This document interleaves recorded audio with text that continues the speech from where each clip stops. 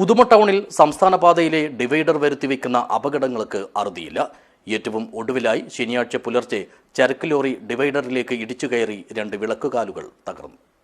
This news sponsored by Shobhika Weddings, Big Mall, Kanyanad, Kozhikode, Koilandi and Kutyadi. Kasaragod Kanhangad സംസ്ഥാന പാതയിലെ Uduma KSEB ഓഫീസിന് മുന്നിൽ വെച്ചാണ് ചരക്ക് ലോറി നിയന്ത്രണം വിട്ട് ഡിവൈഡറിലേക്ക് ഇടിച്ചു കയറിയത്. പൂനെയിൽ നിന്നും കൊച്ചിയിലേക്ക് പോവുകയായിരുന്നു ലോറി. ശനിയാഴ്ച പുലർച്ചെ 2 മണിയോടെയായിരുന്നു അപകടം. ഇടിയുടെ ആഘാതത്തിൽ ഡിവൈഡറിലുണ്ടായിരുന്ന 2 വിളക്കുകാലുകൾ തകർന്നു. ഈ സമയം ഈ ഭാഗത്ത് മഴയുണ്ടായിരുന്നു. ഇതേ തുടർന്ന് ഡിവൈഡർ ശ്രദ്ധയിൽപ്പെടാത്തതാണ് അപകടത്തിന് കാരണമായതെന്നാണ് ലോറി ഡ്രൈവർ പറയുന്നത്.